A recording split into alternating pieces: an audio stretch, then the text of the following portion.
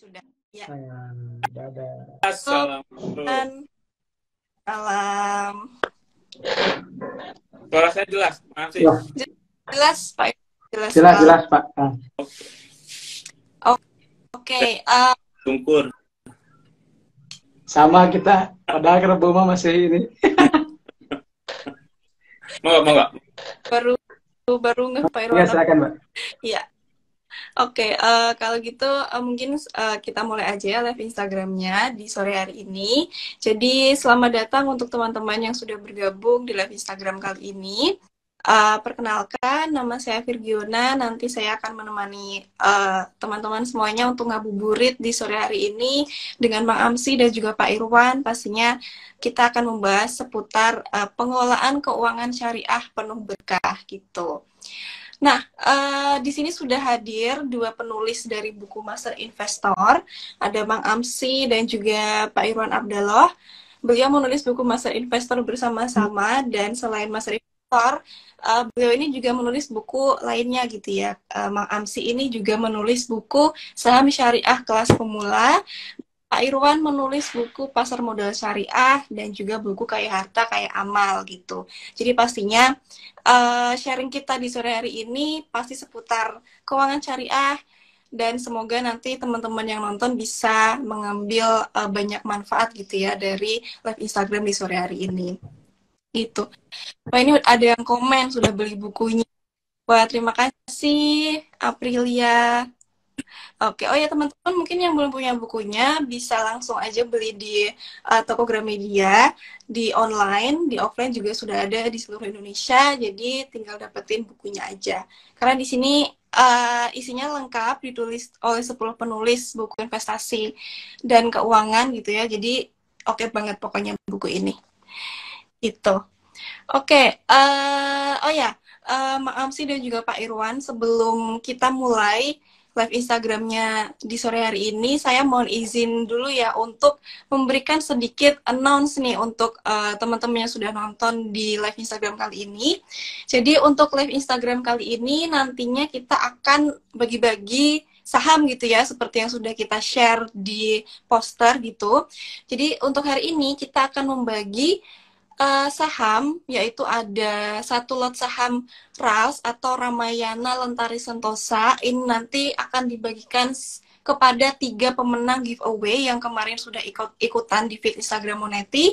Kemudian akan ada juga kuis di live Instagram ini. Nah, nantinya untuk kuis live ini nanti akan ada 2 pemenang, dan nantinya pemenang tersebut akan mendapatkan satu lot saham ULTJ atau Ultra Jaya Milk Industry gitu. Jadi untuk teman-teman yang ingin mendapatkan hadiah saham, harap stay di live ini sampai akhir nanti, karena pertanyaan untuk live akan kita bagikan nanti di tengah-tengah live Instagram sore hari ini gitu. Oh ya, satu lagi nanti untuk teman-teman yang ingin bertanya ke penulis boleh banget nanti langsung aja tulis di kolom Q&A di bawah biar nggak tenggelam, biar kita bisa bacain di akhir live Instagram nanti gitu. Oke, kalau gitu langsung kita mulai aja ya, Mang Amsi dan Pak Irwan live Instagramnya. Silakan.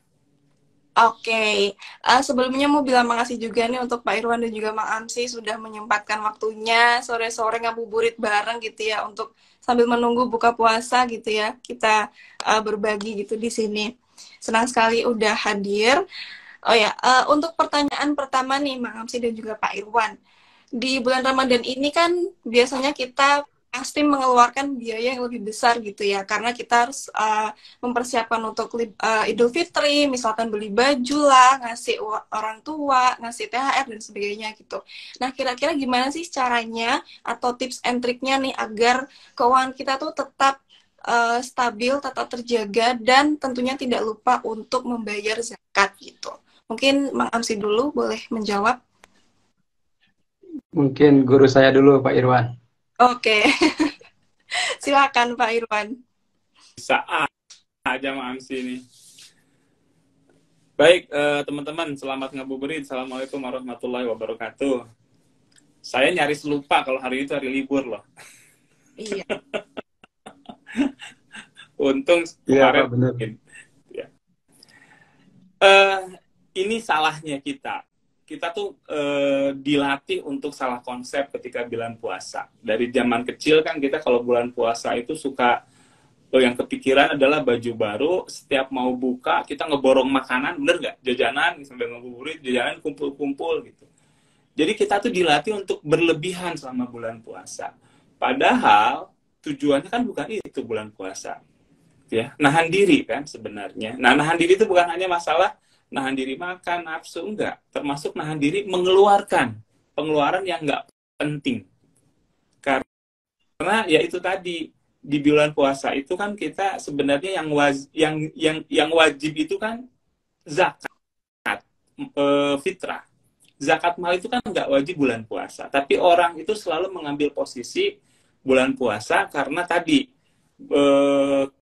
ngambil afdolnya gitu, masa afdol. Nah, oleh sebab itu, karena kita sudah salah konsep dari awal, jadi banyak orang terbebani kalau bulan puasa mau lebaran itu. Apalagi yang mau mudik, ya nggak Mamsi gitu kan. Kalau di orang kota-kota besar itu terbebani karena ada ada apa seolah-olah wajib mudik. Kalau mudik itu harus banyak duit gitu kan, harus terlihat bagi-bagi di kampung. Nah itu salah konsep. Oleh sebab itu kita harus setting ulang nih buat teman-teman semua. Mulai dari sekarang kita setting ulang bahwa bulan puasa itu adalah konsepnya menjaga diri dari berlebih-lebihan apapun, makan yang berlebih-lebihan gitu kan, terus pengeluaran yang berlebihan. Nah itu dulu deh yang di-set. Kita setting dulu mindset kita bahwa bulan puasa adalah bulannya untuk melatih menjaga diri termasuk pengeluaran.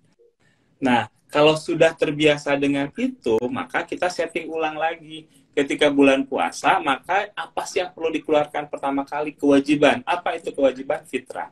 Jadi udah siapkan aja, anggarkan aja dari awal dana untuk zakat fitrah. Enggak banyak, ya kan? Zakat fitrah tuh enggak banyak. Kadang lupa, kalau nggak disiapkan dari awal tuh kadang lupa gitu ya. Apalagi kan sekarang bayar zakat fitrah udah gampang banget. Dulu mah kita harus datang ke masjid gitu kan, nimbang beras gitu, bener nggak? Sekarang ya enggak, udah by aplikasi gitu. Jadi setting dulu itu kewajiban. Yang lain-lainnya kalau ada zakat mal, kalau kita memang sudah jatuh haul dan nisabnya bayar. Kalau enggak mah enggak wajib. Tapi saya mau bayar, jangan zakat niatnya, diinfakkan. Jadi setelah kita setting pengeluaran kita untuk kewajiban zakat fitrah, baru kita setting untuk zakat mal jika yang sudah masuk haul dan nisabnya. Kalau belum, setting buat infak. Karena kan infak di bulan puasa berlipat-lipat pahalanya. Gitu. Selebihnya sesuaikan. Kira-kira itu dari saya. Nah, Mang Amsi mungkin punya pendapat yang lebih keren. Oke, terima kasih Kang. Jadi saya sepakat dengan apa yang diungkapkan Kang Irwan tadi ya. Jadi memang puasa itu, saum Ramadan itu ya sudah seharusnya menjadi media untuk lebih mengatur ya, atau lebih memanage pengeluaran atau spending kita gitu. Karena yang halal pun atau yang dibolehkan, yang dibolehkan pun kita ditahan itu, belajar menahannya gitu. Apalagi yang tidak boleh gitu, terutama dalam masalah keuangan gitu. Sebenarnya sih bulan puasa itu tidak berbeda dengan yang lainnya, tidak berbeda dengan bulan lainnya ketika dalam masalah pengeluaran, ketika kita sudah terbiasa mengaturnya setiap bulan. Mungkin hanya beberapa pengeluaran ya, tanda kutip tadi Kang Irwan bilang kebiasaan ya, kebiasaan yang sebenarnya tidak wajib gitu. Seperti misalnya beli baju baru atau apa gitu. Kalau kami sih secara praktis ya, atau secara yang sering dilakukan adalah bukan membeli baju baru gitu, tapi misalnya kita di sebelum puasa itu kita melihat kain-kain lah gitu ya, yang kira-kira misalnya kualitasnya bagus tapi harganya masih murah, karena kan kalau mau bulan puasa harganya suka naik ya. Jadi kita di sebelum bulan puasa itu udah menyiapkan dan kita menjahit gitu, bukan membeli. Itu lebih hemat lagi gitu kan, dengan menjahit pakaian yang ya kalau masih banyak yang baru tidak usah beli juga, tidak usah buat juga. Tapi kalau misalnya ini ada yang istilahnya ingin membahagiakan anak-anak yang masih anak-anak itu kan, pakai baju baru ya lumayan lah untuk hiburan buat mereka. Tapi kita bisa menghematnya juga dengan cara tadi, sejauh hari sebelum bulan puasa kita sudah menyiapkan itu, dan ketika bulan puasa ya biasa saja pengeluarannya. Bahkan kita bisa lebih menghemat karena makan cenderung lebih bisa dikurangi gitu ya, secara porsinya, secara besarannya juga. Dan betul kata Kang Irwan tadi, yang penting kewajiban tadi, misalnya zakat. Zakat itu kan zakat fitrah 2,5 kilogram ya beras kalau ditakar dengan kilogram. Itu kalau dikalikan di Cianjur misalnya harga paling mahal itu ya sekitar 15 atau 20 ribu. Ya paling paling mahal kan satu orang itu 50 ribuan ya, 50 ribu gitu. Kalau kita punya 6 anggota keluarga ya siapkan mungkin 300 ribu. Itu sesuatu yang khas di bulan Ramadan ya. Tapi kalau kita sudah biasa setiap bulan juga ada dana untuk infak dari penghasilan yang kita dapatkan, itu juga tidak menjadi sebuah hal yang memberatkan karena kita tinggal menggeser saja yang biasanya dana untuk infak kita sekarang prioritaskan karena ini zakat itu sifatnya wajib. Sementara zakat harta kan tergantung nisab dan haul tadi kata Kang Irwan. Jadi tidak semuanya wajib di bulan Ramadan kalau memang hartanya memang belum memenuhi nisab atau bahkan belum setahun dimiliki. Jadi kalau bicara zakat mal tentu harus sesuai dengan kaidah yang ada atau aturan yang ada. Tidak serta-merta ketika bulan puasa harus bayar zakat mal ya, tinggal dihitung saja. Tapi kalau mau infak sedekah ya itu sangat dianjurkan. Itu mungkin Kak. Oke, berarti intinya kita harus tetap planning gitu ya, memprioritaskan mana yang lebih penting terlebih dahulu gitu. Oke, untuk selanjutnya Amsi dan juga Pak Irwan, sebenarnya konsep pasar modal syariah itu seperti apa sih? Dan kira-kira jenis instrumen pasar modal syariah yang bagus gitu buat investor pemula gitu misalkan, itu seperti apa? Mungkin boleh Mang Amsi dijawab terlebih dahulu. Mang Amsi dong. Pakarnya. Aduh, enggak, yang penulis buku pasar modal syariah Kang Irwan. Tapi saya jawab nanti mohon diluruskan ya. Jadi kalau saya suka memberikan ilustrasi ya sederhananya gitu aja, pasar modal syariah berarti 3 kata ya, ada pasar, ada modal, ada syariah. Pasar itu ada mekanisme jual beli, ada penjual, ada pembeli, ada objek yang ditransaksikan. Modal itu ya objek transaksinya, yaitu bukti kepemilikan perusahaan. Syariah itu adalah prinsip yang berkaitan atau prinsip yang mengatur tentang perusahaan yang kita perjualbelikan. Jadi ketika bicara pasar modal syariah, gitu ya, pasar modal syariah itu kita berarti mengatakan instrumen investasi yang sesuai dengan syariah. Gitu ya. Jadi pasar modal itu adanya mekanisme jual beli ya, meskipun tempatnya sekarang sudah online, sudah by digital juga, tidak perlu harus datang ke pasarnya. Pasar itu bukan tempat ya, tapi ada sebuah mekanisme jual beli di situ. Jadi ketika pasar modal syariah berarti sebuah mekanisme jual beli yang di situ ada memenuhi rukun jual beli dan sesuai dengan kaidah syariah baik secara transaksinya maupun secara efek yang ditransaksikan. Nah, kalau ditanya produk investasi syariah apa saja misalnya yang menarik ya sebenarnya tergantung profil risiko ya Kang ya. Jadi kalau misalnya yang defensif mungkin ada alternatifnya ada reksadana pasar uang syariah atau reksadana sukuk begitu atau sukuknya langsung. Sementara yang katakanlah yang agresif misalnya itu ada ETF syariah, ada saham syariah yang teman-teman bisa pelajari itu banyak lah sekarang tentang penjelasannya ya. Intinya sih produk pasar modal syariah itu adalah instrumen investasi yang secara efeknya itu sudah dinyatakan halal oleh MUI dan secara transaksinya juga sudah difatwakan boleh oleh MUI juga. Jadi nanti mungkin Kang Irwan lebih menjelaskan untuk masalah teknisnya. Udah selesai penjelasannya.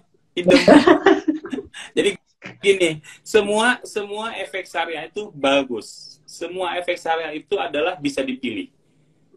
Tapi tergantung. Jadi jangan lupa, kadang-kadang orang lupa. Bukan hanya tentang saham, karakteristik saham aja yang mesti disesuaikan. Tapi setiap efek pun punya karakter. Yang namanya profil itu bukan hanya investor. Kadang-kadang kita lupa. Seolah-olah yang punya profil resiko itu hanya investor. Enggak.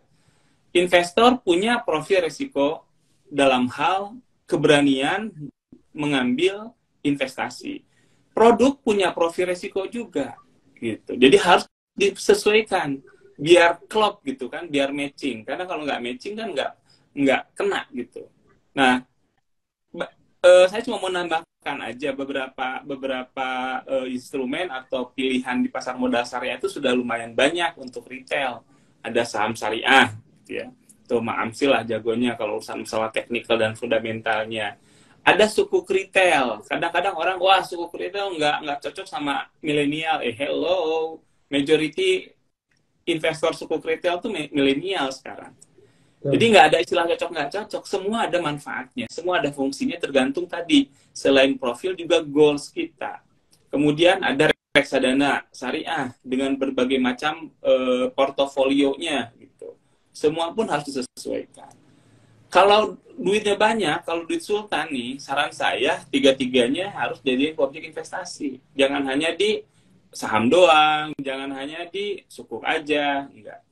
Semakin kita punya diversifikasi produk, semakin tenang dari investasinya. Saya nambahin itu aja. Oke, terima kasih Pak Irwan dan juga Mang Amsi. Nah, sekarang kalau kita semakin berfokus nih ke salah satu jenis instrumen gitu kan. Kalau di zaman sekarang tuh kayaknya kebanyakan orang-orang tuh lebih familiar sama saham gitu kan. Nah, tapi gimana sih kira-kira kriteria investasi saham yang syariah gitu? Mungkin dijawab Pak Irwan dulu, silahkan. Harusnya pelaku nih, Bang Amsi sebagai pelaku. Jadi Kita kriteria, oh, udah simpel aja. Pokoknya pilih yang ada di anggotanya ISSI. Jangan salah ya, ISSI, ya Bang Amsi ya, bukan ISIS. Yes, bahaya. Jadi yang ada di indeks saham syariah Indonesia, pilihannya banyak gitu ya, lebih dari 500, pokoknya itu aja. Nah, selain itu, kalau pengen tahu lagi gitu, Pak, kalau saya tipikalnya mau cari yang saham-saham liquid, ada nggak patokan? Ada indeks liquid. Indonesia itu satu-satu sampai saat ini Bursa Efek Indonesia adalah bursa yang memiliki indeks saham syariah terbanyak di dunia. Kita punya 5. Jadi teman-teman sebagai investor saham syariah itu banyak pilihan untuk jadi benchmarkingnya, untuk indikatornya. Kalau teman-teman kolektor saham-saham liquid, ada 2 indeks saham liquid yang bisa jadi sebagai benchmark. Ada saham Jakarta Islamic Index, ada JI 70. Itu dua-duanya saham liquid. Kalau teman-teman aliran growth, ada gitu. Syariah growth sebagai benchmarknya. Kolektor BUMN syariah ada juga. Di luar itu, ya sudah, kalau dulu itu besoknya ke ISSI, Indeks Saham Syariah Indonesia. Jadi banyak pilihannya untuk saham syariah. Pokoknya tinggal niat aja sih. Nah, pertanyaannya adalah kriterianya gimana sebuah saham dimasukin syariah? Nah, itu Bang Amsi yang jawab. Mau nggak Bang Amsi? Lalu, oke. Terima kasih, saya izin menjawab ya.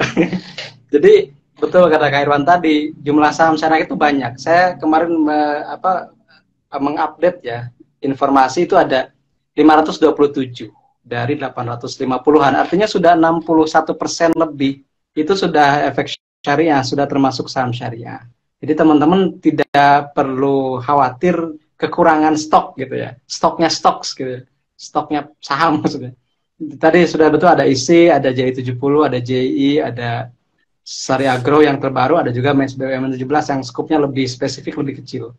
Nah kalau tanya kriteria, mungkin dulu patokannya ke POJK, sebelumnya ke Bapepam. Nah kalau sekarang sudah oleh Pak Irwan sudah disediakan dan teman-teman dari MUI ya, ustadz-ustadz kita dari DSN MUI ada Fatwa nomor 135 tahun 2020. Jadi Fatwa nomor 135 tahun 2020 itu spesifik mengatur tentang saham.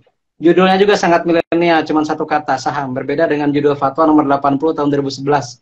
Yang saya pun suka lupa, tukar-tukar kan ininya apa, judulnya itu panjang banget. Panjangan. Nah, kepanjangan gitu.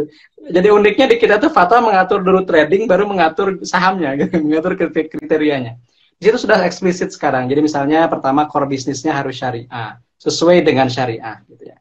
Setelah itu lolos screening itu, yang keduanya adalah baru financial screening. Misalnya utang berbasis bunga tidak lebih dari 45% dibanding total aset.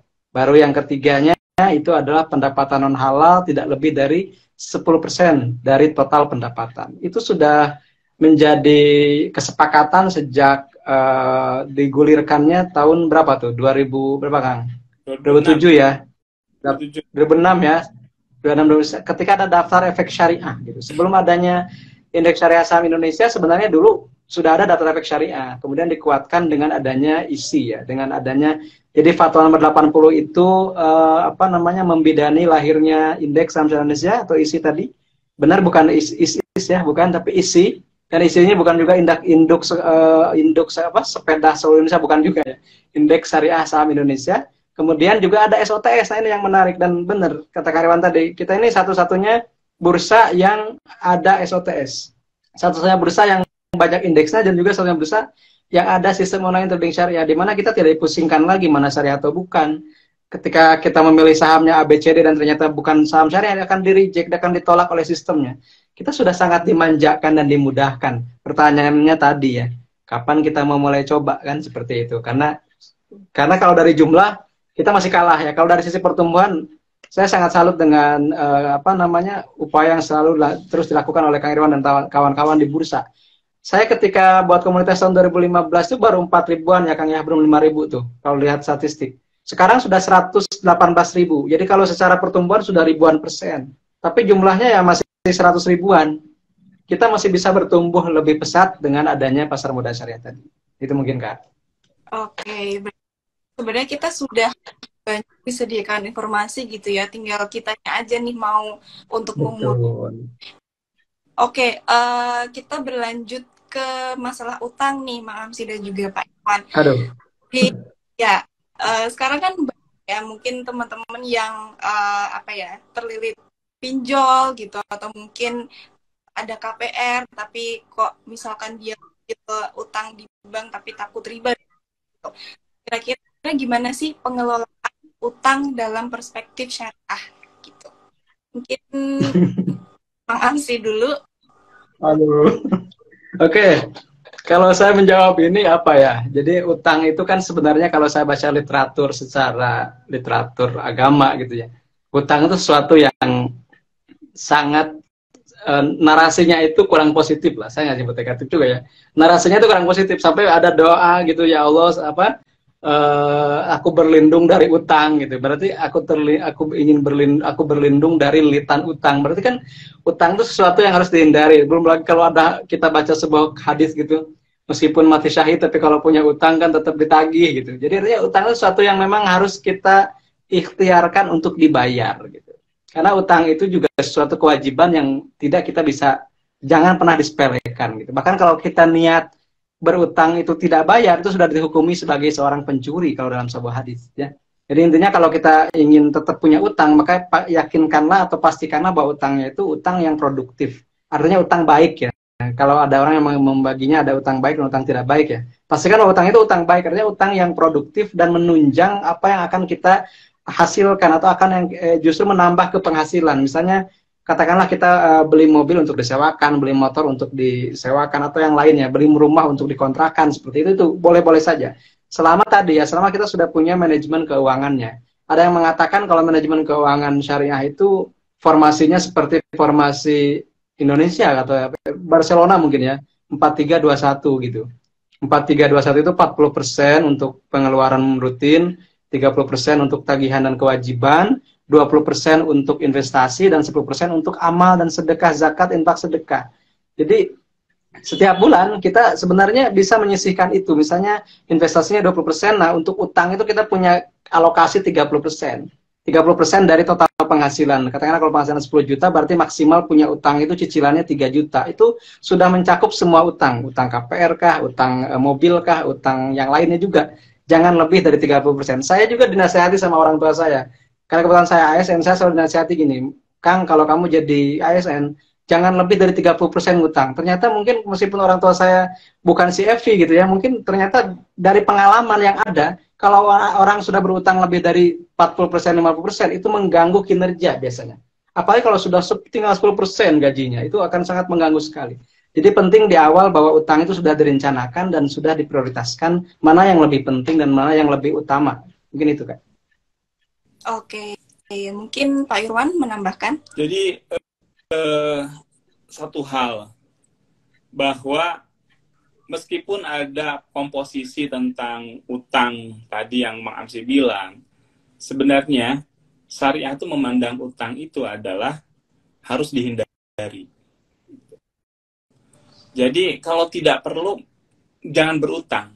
Karena utang itu salah satu yang ditinggalkan oleh ahli waris selain harta itu utang. Jadi kalau kita meninggal, ahli waris itu harus bayar utang dulu sebelum bagi-bagi. Harus lunas dulu. Kalau orang tuanya nggak punya aset untuk nutup utang, harus ditutup bantu utang. Jadi utang itu posisinya nggak haram, tapi lebih baik dihindari. Nah, karena utang itu kewajiban, salahnya kita, kalau saya selalu bilang, begitu kita mau sudah punya utang, maka ketika kita punya penghasilan, sisihkan utang terlebih dahulu. Jadi sisihkan untuk bayar utang, bukan yang lain-lain.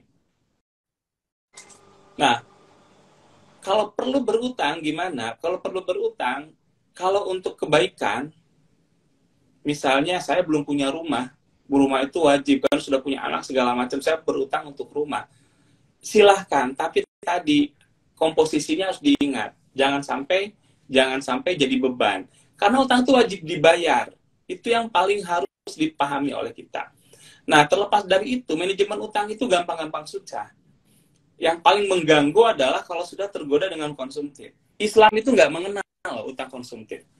Makanya di fatwa DSN itu debat panjang ketika ada yang mengajukan untuk fatwa untuk utang konsumtif. Karena sebenarnya syariat itu tidak mengenal utang konsumtif. Meskipun ada penerima zakat, utang apa yang punya utang berhak menerima zakat, tapi utang yang mana dulu? Bukan utang karena pay letter gitu. Utang karena healing enggak. Bukan utang karena pinjol enggak. Jadi terlepas dari kalau kita sudah pinjol dikejar-kejar, harusnya pada saat kita pinjam itu kita tahu ada konsekuensi harus dibayar.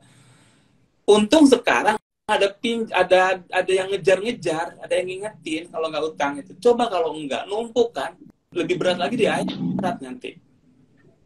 Jadi hindari, kalau pun harus berutang ya diukur. Ada satu tips dari saya. Ibu saya itu guru agama. Terakhir dia pensiun sebagai guru pokoknya guru agama lah. Dia nggak ternyata tadi seperti orang tuanya Mang Amsi. Ibu saya tuh nggak ngerti urusan pengelola keuangan, tapi yang dia lakukan ke saya nasihat cuma satu. Jangan berutang kalau masih punya utang. Itu rumus yang biasa. Kalau kalian masih punya utang cicilan handphone, jangan ambil utang untuk pay letter jalan-jalan, karena akan numpuk. Apalagi udah gitu yang dibayar cuma minimalnya doang, ya udah selesai. Betul. Zaman saya dulu jebakan utang tuh kartu kredit. Yes. Agak repot gitu kan, karena harus ada apply segala macam, agak susah, nggak gampang juga gitu. Kemudian ada yang namanya kredit tanpa anggunan. Sekarang itu utang itu paling lebih gampang lagi dengan pinjol ini luar biasa gitu. Tapi artinya semakin gampang risiko semakin tinggi. Jadi gitu ya teman-teman, perhatikan berutang itu kalau perlu benar-benar. Kalau bisa tidak berutang. Tapi kan nggak mungkin Pak Irwan. Ya memang dalam kondisi sekarang. Nah kalau misalnya Pak Irwan, saya kalau nggak ngutang nggak dapat barang, nggak punya apa-apa. Oke sekarang. Nah kalau gitu kalian harus punya target. Kita harus punya target. Kapan saya harus bebas utang? Saya selalu mengukur adalah ketika Rasul diangkat menjadi Rasul. Nabi. Muhammad menjadi Rasul. Itu umur 40-an yang mengamsi ya. Betul, Pak. Makanya kan ada lihat istilah life begin at 40 gitu. Sebenarnya sih semua mau dari sisi syariah dengan tadi pengangkatan Muhammad jadi Rasul, itu umur 40 itu umur tutup krusial. Kalau kita bablas, itu susah baliknya. Karena sisa hidup kita, kalau rata-rata Indonesia kan tinggal, patokannya Rasul kan tinggal sedikit lagi gitu. Jadi itu kita masuk 40, kita harus sudah mulai mengerem. Kalau bisa, jangan berutang baru. Jadi lunasin yang selesai dulu. Kira-kira begitu. Ini utang itu sering dianggap gampang, sepele, padahal impact-nya luar biasa. Jangan salah. Oke. Berarti memang harus hati-hati ya, karena benar tadi kata Pak Iman, kalau zaman sekarang mulai untuk itu mudah banget tuh, kayak tinggal foto, terus di Shopee kayak misalnya kita beli apa cuma 50.000, ya udahlah cuma 50 gitu kan, tapi ya gitu hitungannya ya Pak ya. Yang nanya ke saya nih Mbak, Mang Amsi pernah yang nanya, Wan, kalau 0% gimana? Lu ambil nggak? Enggak. Oh, iya. Karena tetap utang. Bener nggak? Ya iya betul. Iya, harus dibayar. Utang harus dibayar gitu, mau berapa persen. Coba bayangkan misalnya karena semua 0% nih, padahal nggak perlu. Udah deh, kita ambil, cicil. Pada saat kita mau bayar cicilan, ternyata ada sesuatu yang perlu kita beli. Sementara utang wajib dibayar. Iya. Ini perlu kan, akhirnya keganggu juga cash flow kita. Jadi jangan tergoda 0%. Itu jebakan Batman. Gitu ya. Pokoknya semua utang. Kalau nggak perlu-perlu amat, jangan.